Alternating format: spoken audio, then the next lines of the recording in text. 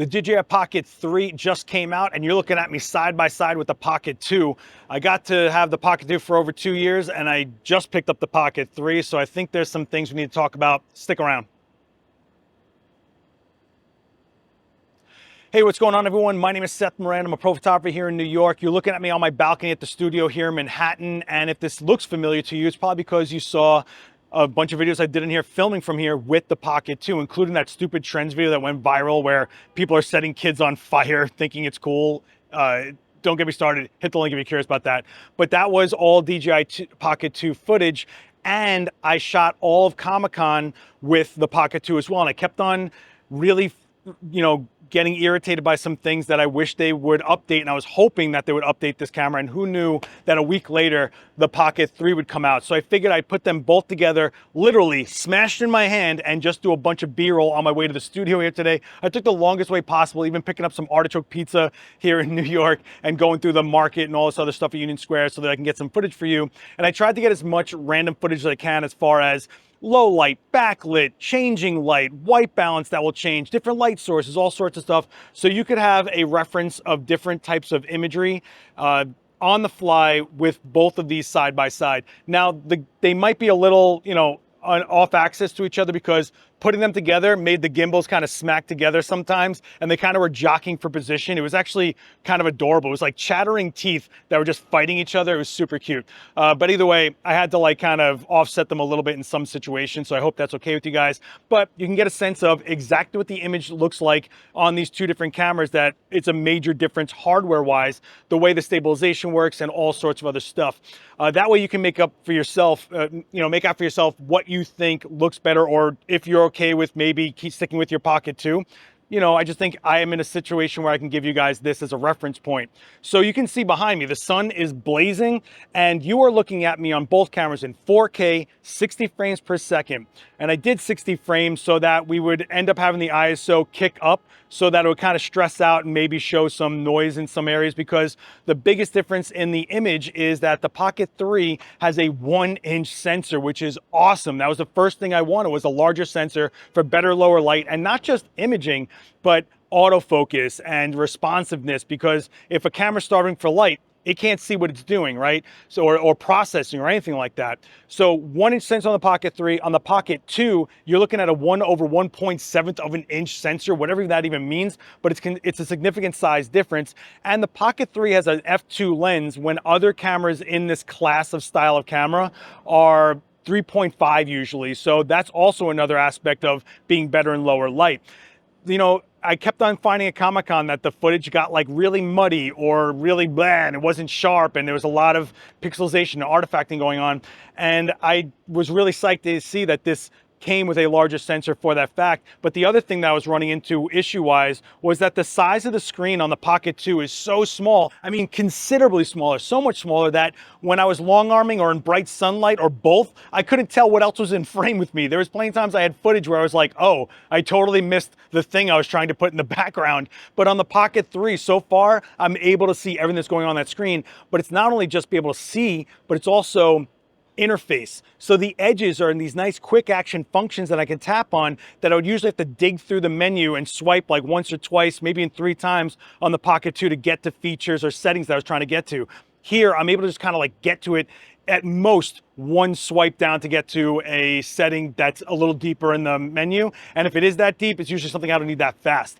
I will say the tracking, the face detection, and the autofocus, I absolutely noticed a difference with the Pocket 3.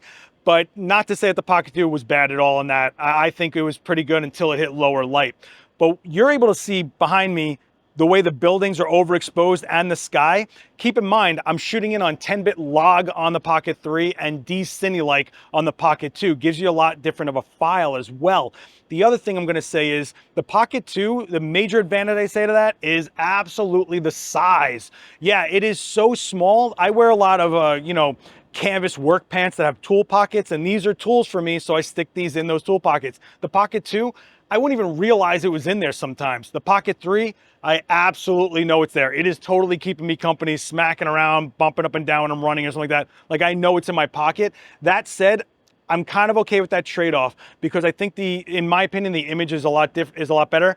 But the Pocket 2 gets warm almost immediately, if not hot. And while having both of these in my hand at the same time for the same runtime, I could feel the Pocket 2 get warm when the Pocket 3 wasn't even getting close to that.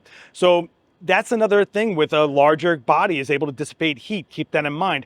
The battery, however, seems to be almost the same. I was walking around and they both got to around 50% battery life left when I got to the studio after doing all that B-roll together. Remember, I'm hitting record at the same time, same gimbal, same everything. So it's kind of a nice reference. Here's the big difference though. At Comic-Con, I was using this so much that I kept on plugging in a power bank into the Pocket 2 in between things. So I'm carrying this brick in another pocket just to make sure I have juice on this. And I was plugging in a handle in the bottom just to get the mic to work. You're listening to me on the Lav that comes with the creator kit for the Pocket 3. And it works seamlessly, and I mean perfectly. You just hit on and you're in it for a connection on the base handle. For the Pocket 2, the extended handle is the receiver for the mic. But I kept saying, man, I really wish this extended handle was also a battery. Well, guess what? The extended handle on the Pocket 3 is an extended battery. They're saying you get about 65% more battery out of it. But what's really interesting is, let's say I didn't have it plugged in. The internal battery on the base handle will drain, and then when I plug in that, it acts as the power bank. So it's like this tiny power bank I'm clicking in anyway, or I can leave it in the whole time. It doesn't matter. Either way, I have extended battery life. And let's say, you know, I'm going for even longer, I can carry 2 or 3 of these and just keep on swapping them out, and those become my power bank rather than carrying around a giant brick and hoping this thing charges in between using it. With the extended handle of Pocket 3, you're using it while it's already plugged in with the handle that's already there. It's pretty awesome, I'm not gonna lie. So the other thing that I found really cool about the Pocket 3 that I had found out after I bought it, right? So what you guys don't get is that those launch videos are prototypes. They're not production models. So they don't have firmware updates or connect to certain things. So when I had the pre-production model, I couldn't connect it to the app. I couldn't test out a lot of things. And I couldn't test out the webcam ability either for some reason. What's crazy is now that I was able to connect to a phone, first of all, the app is amazing.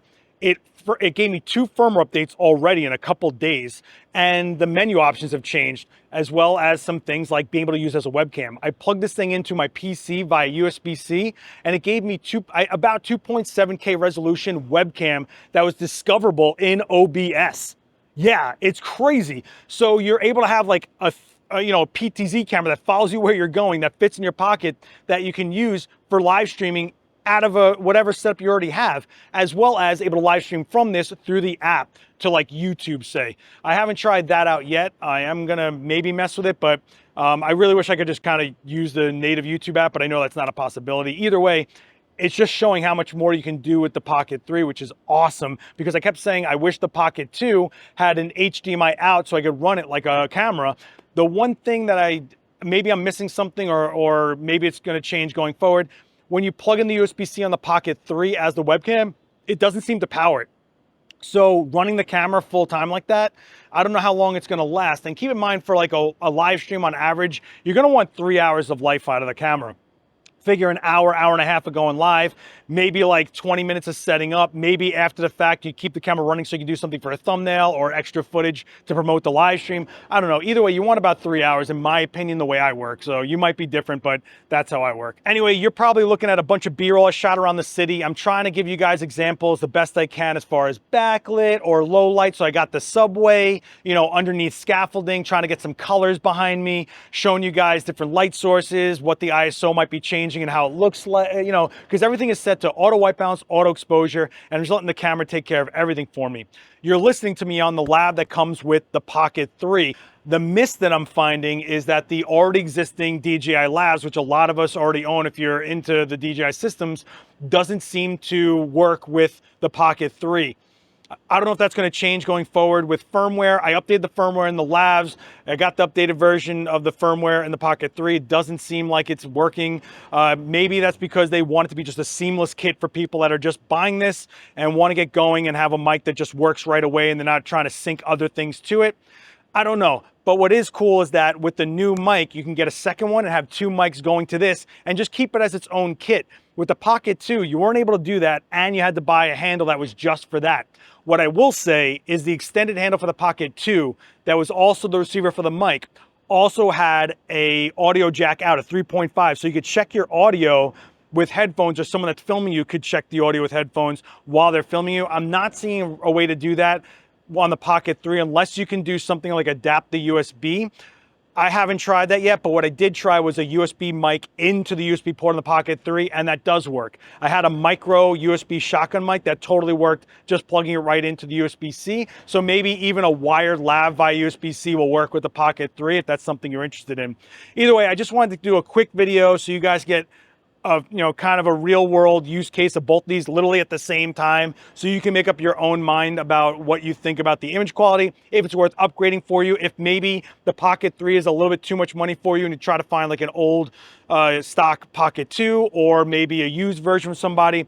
I am totally going to keep my Pocket 2. It is so small and so useful that I'm probably going to throw it in my main camera bag, just so if I ever forget the Pocket 3, it's there, I have it, I can create stuff for you guys. And I've been loving the Pocket series since day one because it's pretty much, it just gives you so much ability and quality, production quality. I mean, it's like having someone, you know, following you with a camera. It's so stable, it's working with you, the quality's there, and I like the ability to do like swing and tilts and being able to like talk to you guys and then swing the gimbal around to go look at something that I'm trying to talk to you guys about. I think it adds just that much, and I do think that the price is pretty nice for what you're getting here. If you look at the vlog camera market, it goes from $1,000 to about $800 to maybe $600 for a vlogging camera from all the actual camera brands out there. And yeah, you gain things like being able to change your lens and you get larger sensors, but you also are kind of just long arming a camera or having to grip it somehow or finding an audio solution for it. And here, I figure with the price for the creator kit, you're kind of getting a lot with the mic and everything, and also a camera that moves with you. I don't have to get like a Gorilla Pod or some stick to stick out. It's all there. And if I do want to get like a wider angle, you slap on the wide angle adapter, which I'll be honest with you, I have never once used a wide angle adapter on any of these Pockets, but they give it to you, so hey, there it is. There are ND filters you can smack on if you think that you need to knock out some light. I haven't used those either. And there are Pro Mist filters if you want that cinematic soft look with some bloom going on with the light sources, I guess. I don't know. You let me know if that's something that you're into. But either way, I hope this was helpful to you. I personally think the Pocket 3 is an upgrade in almost every way. It's almost shocking. It's like everything that I was wanting kind of came to fruition, and it's rare that that happens, so I'm kind of psyched on it. I'm sure I'll find stuff that I'm like, oh, I wish it did this, I wish it did that. But showing that they have already updated the firmware a couple times and have added things, and it looks like they're going to be supporting this pretty heavily, I'm pretty psyched. The Pocket 2 was around for 2 years. The Pocket 3, who knows where it's going to be 2 years from now. But if you've been looking at any of this to kind of get yourself something to film yourself with, just get yourself something for your channels or try to, you know, produce something, it's a pretty nice all-in-one kit that you don't have to worry about. And I also think it's probably a pretty good gift as we're going into the holiday season for people that have maybe a kid that's getting really serious about filming for a channel or something like that, or someone that's traveling a lot. It's something really easy to carry on them. Yeah, it's a pretty expensive gift, but if you're that type of person that gets that level of gift for someone, or you have the means to, it's pretty nice. I think it's one of those things that you don't need 10 tons of accessories for. It's not an entire system. It gives you so much right in the palm of your hand, and I just carried 2 of them in one hand all day. So, you know, I think it's worth it. Anyway, let me know what you guys think about the footage side by side.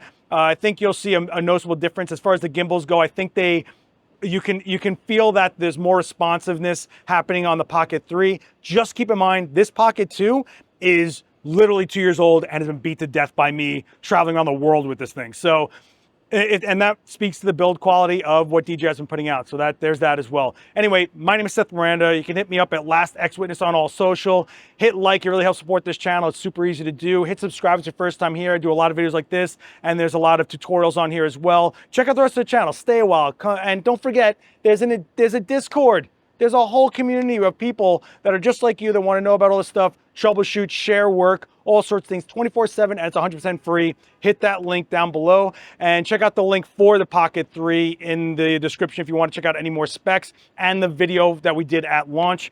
Oh my God, I feel like this went way too long. Anyway, it always goes too long on my channel, right? There's always just so much to talk about, and I appreciate your time. So I'm gonna get out of here and you know, try to enjoy the rest of the Halloween season. I hope you guys stay safe out there, and I'll see you next time. Later.